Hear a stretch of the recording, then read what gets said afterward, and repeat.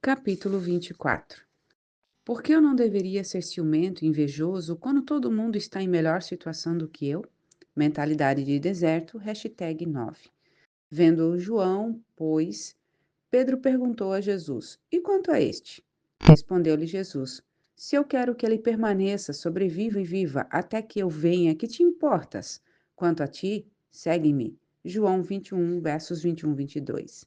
Em João 21, Jesus estava conversando com Pedro a respeito das dificuldades que ele teria de suportar para servi-lo e glorificá-lo.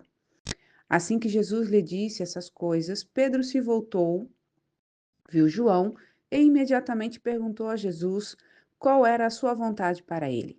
Pedro queria ter certeza de que se ele ia passar por tempos difíceis, então João também iria. Como resposta, Jesus polidamente disse a Pedro que cuidasse da sua vida. Tomar conta, ter nossa mente em da vida dos outros, não nos manterá no deserto. O ciúme, a inveja, a comparação mental de nós mesmos e nossas circunstâncias com os outros é uma mentalidade de deserto. Tome cuidado com o ciúme e a inveja. O ânimo sereno, uma mente e um coração calmos e imperturbáveis é a vida do corpo, mas a inveja, o ciúme e a ira é a podridão dos ossos. Provérbios 14:30. A inveja levará uma pessoa a se comportar de forma insensível e áspera, às vezes até animalesca. A inveja levou os irmãos de José a vendê-lo como escravo. Eles o odiavam porque o pai deles o amava muito. Se há alguém em sua família que parece receber mais atenção do que você, não o odeie. Confie em Deus. Faça o que ele lhe pedir para fazer. Descanse nele para receber favor. E você terminará como José, extremamente abençoado.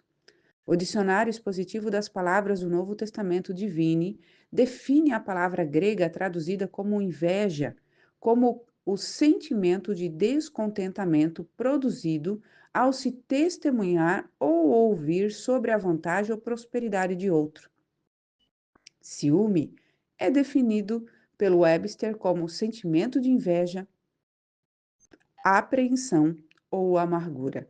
Interpreto essa definição como o temor de perder o que se tem para outra pessoa, ressentimento do sucesso de outra pessoa, que nasce de sentimentos de inveja. Não comparar nem competir. Suscitaram também entre si uma discussão acirrada sobre qual deles parecia ser e era considerado maior. Mas Jesus lhes disse: Os reis dos povos dominam sobre eles, e os que exercem autoridade sobre eles, reinando como imperadores, deuses sobre eles, são chamados benfeitores e praticantes do bem. Mas vós não sois assim. Pelo contrário, o maior entre vós seja como o menor, e aquele que dirige e lidera seja como o que serve. Lucas 22, 24 a 26. Quando eu era jovem, tinha muitas lutas com o ciúme, a inveja e a comparação. Essa é uma característica dos inseguros. Se não estivermos seguros com relação ao nosso próprio valor e importância, como um indivíduo único, nos acharemos competindo com qualquer um que pareça ser bem-sucedido e estar se dando bem. Aprender que eu era um indivíduo, que Deus tem um plano único e pessoal para a minha vida, tem sido, com certeza, uma das mais valiosas e preciosas liberdades que o Senhor me deu. Estou segura de que não preciso comparar-me ou comparar meu ministério com ninguém. Sou sempre encorajada de que há esperança para mim quando olho para os discípulos de Jesus e percebo que eles lutaram com muitas das mesmas coisas com as quais eu luto. Em Lucas 22, encontramos os discípulos discutindo sobre qual deles era o maior. Jesus lhes respondeu dizendo que o maior era, na verdade, aquele que desejava ser o menor, ou aquele que desejava ser um servo. Nosso Senhor gastou grande parte do seu tempo para ensinar aos seus discípulos que a vida no reino de Deus é geralmente o oposto da forma do mundo ou da carne. Jesus ensinou-lhes coisas como: muitos que são os primeiros serão os últimos, e os últimos serão os primeiros. Marcos 10, 31. Regozijem-se com aqueles que são abençoados. Lucas 15, do 6 ao 9. Ore por seus inimigos e abençoe aqueles que o maltratam. Mateus 5, 44. O mundo diria que isso é tolice. Mas Jesus diz que é o poder real. Evite competições mundanas. Não nos deixemos possuir de vanglória e orgulho, competição e desafio, provocando e irritando uns aos outros, tendo inveja e ciúme uns dos outros. Gálatas 5:26. De acordo com o sistema do mundo, o melhor lugar para estar é na frente de todos os outros. O pensamento popular diria que deveríamos tentar chegar ao topo, a despeito de quem quer que tenhamos de ferir na nossa escalada. Mas a Bíblia nos ensina que não há tal coisa como paz real até que sejamos libertos da nossa necessidade de competir com os outros. Mesmo no que se supõe ser considerados jogos de brincadeira, frequentemente vemos a competição perder tanto equilíbrio que as pessoas acabam discutindo e se odiando em vez de simplesmente relaxar e passar um tempo agradável juntas. Naturalmente, os seres humanos não jogam para perder, todos fazem o seu melhor. Mas quando uma pessoa não pode desfrutar um jogo a menos que esteja ganhando, ela definitivamente tem um problema. Possivelmente um problema profundamente enraizado que está causando outros problemas em muitas áreas da sua vida. Deveríamos, com toda certeza, fazer o nosso melhor no trabalho. Não há nada errado em querer se sair bem e progredir em nossa profissão, mas encorajo-o a lembrar-se de que, para o crente, promoção vem de Deus e não do homem. Não precisamos fazer o jogo do mundo para progredir. Deus nos dará favor com ele e com os outros se fizermos as coisas à sua maneira. Provérbios 3, do 3 ao 4. Ciúme e inveja são tormentos do inferno. Gastei muitos anos da minha vida sendo ciumenta e invejosa de qualquer um que parecesse melhor do que eu, ou que tivesse talentos que eu não tinha. Secretamente, eu vivia em competição com outros em ministério. Era importante para mim que meu ministério fosse maior em tamanho, mais bem frequentado, mais próspero, etc., do que qualquer de outra pessoa. Se o ministério de outra pessoa superasse o meu em qualquer aspecto, eu queria me sentir feliz por aquele indivíduo, porque sabia que era a vontade e a maneira de Deus, mas alguma coisa em minha alma simplesmente não permitia. Descobri, à medida que cresci no conhecimento, de quem eu era em Cristo e não em minhas obras, que ganhava a liberdade em não ter de comparar a mim mesma ou qualquer coisa que fizesse com quem quer que fosse. Quanto mais aprendi a confiar em Deus, mais liberdade desfrutava nessas áreas. Aprendi que meu Pai Celestial me ama e fará por mim o que for melhor. Por mim. O que Deus faz por você ou por mim pode não ser o que ele faz por outra pessoa, mas devemos nos lembrar do que Jesus disse a Pedro: não se preocupe com o que com o que eu decidir fazer com a outra pessoa. Siga-me. Uma amiga minha, certa vez, recebeu um dom do Senhor que eu estava desejando e aguardando por muito tempo. Bem, eu não considerava essa amiga nem um pouco espiritual como eu. Então senti muito ciúme e inveja quando ela veio alegremente à minha porta compartilhar comigo o que Deus havia feito por ela. Claro, na sua presença fingi estar feliz por ela, mas em meu coração não estava. Quando ela se foi, jorraram atitudes que eu jamais pensaria que estivessem em mim. Na verdade, ressenti-me com a bênção que Deus lhe dera porque não achava que ela merecia. Afinal de contas, eu ficava em casa, jejuava e orava, enquanto ela corria para lá e para cá com seus amigos e tinha bons momentos. Veja você, eu era um fariseu, uma religiosa esnobe e nem mesmo sabia disso. Deus coloca os acontecimentos muito frequentemente da forma que não escolheríamos, porque Ele sabe do que realmente precisamos.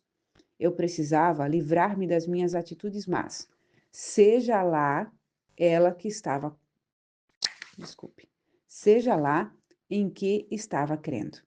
É importante que Deus disponha as circunstâncias de tal forma que tenhamos, finalmente, de encarar a nós mesmos. De outra forma, jamais experimentaremos a liberdade. Enquanto o inimigo puder se esconder em nossa alma, ele sempre terá certa parcela de controle sobre nós. Mas quando Deus o expõe, estaremos a caminho da liberdade, se nos colocarmos nas mãos dele e lhe permitirmos fazer rapidamente o que ele deseja fazer. Deus já havia, na verdade, proposto para a minha vida que o ministério do qual ele me faria mordomo deveria ser bastante grande e alcançar milhões de pessoas pelo rádio e pela televisão, por meio de seminários, de livros e de fitas de áudio. Mas ele não me traria a plenitude do ministério, exceto se eu crescesse nele. Tenha uma nova mentalidade. Amado, acima de tudo, faço votos por tua prosperidade e saúde, assim como é próspera a tua alma. 3 João, verso 2. Reflita nessa passagem cuidadosamente. Deus deseja nos abençoar até mesmo mais do que nós desejamos ser abençoados. Mas Ele também nos ama o suficiente para não nos abençoar além da nossa capacidade de administrar as bênçãos apropriadamente e continuar dando-lhe glória. O ciúme, a inveja e a comparação de si próprio com os outros é infantil. Isso pertence inteiramente à carne e não tem nada a ver com coisas espirituais, mas é uma das principais causas para uma vida de deserto. Preste atenção nos seus pensamentos nessa área.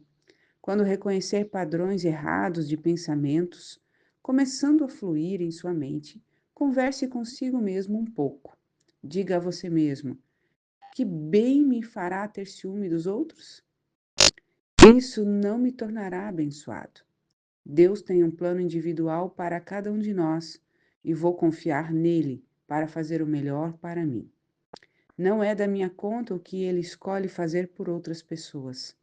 Então, determinada e deliberadamente, ore para que eles sejam mais abençoados. Não tenha medo de ser honesto com Deus sobre os seus sentimentos. De qualquer maneira, ele sabe como você se sente, então você pode também falar com ele sobre isso. Eu disse coisas ao Senhor como esta: Deus, oro para que, um espaço em branco, seja abençoada ainda mais. Faz com que ela prospere, abençoa de todas as maneiras. Senhor, estou orando assim pela fé.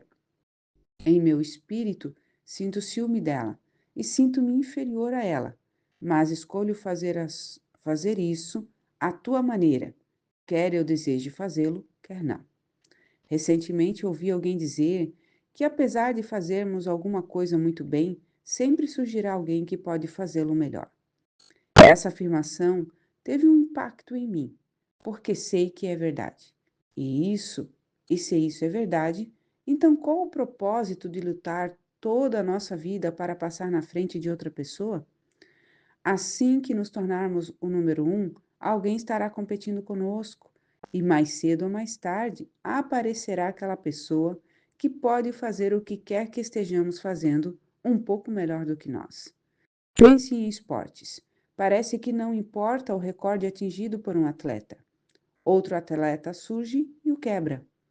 E quanto à área do entretenimento, o astro do momento fica no topo apenas por certo período, e então vem alguém novo e toma o lugar dele. Que terrível decepção é pensar que devemos sempre lutar para estar à frente de outra pessoa, e então lutar para permanecer lá. Deus me disse há muito tempo que me lembrasse de que meteoros sobem rapidamente e conseguem muita atenção, mas geralmente eles permanecem por apenas um pequeno período. Na maioria das vezes, eles caem tão rapidamente quanto sobem. Ele me disse que é melhor estar presente para o embate, à vista, e fazendo o que ele me pediu para fazer com o máximo da minha habilidade. Ele me assegurou de que tomará conta da minha reputação. Da minha parte, decidi que o que ele quer que eu faça e seja está bem para mim. Por quê? Porque ele sabe o que eu posso fazer melhor do que eu. Talvez você tenha mantido uma fortaleza mental por um longo tempo nessa área. Cada vez que você encontra alguém que parece estar um pouco à sua frente, você sente ciúme, inveja ou desejo de entrar em competição com ela. Se assim é, exorto a ter nova mentalidade. Ajuste sua mente para ser feliz pelos outros e confiar em Deus a seu respeito. Levará algum tempo e persistência, Mas quando aquela velha fortaleza mental for destruída e substituída pela palavra de Deus, você estará a caminho da saída do deserto e da entrada da terra prometida. Encerramos aqui o capítulo 24.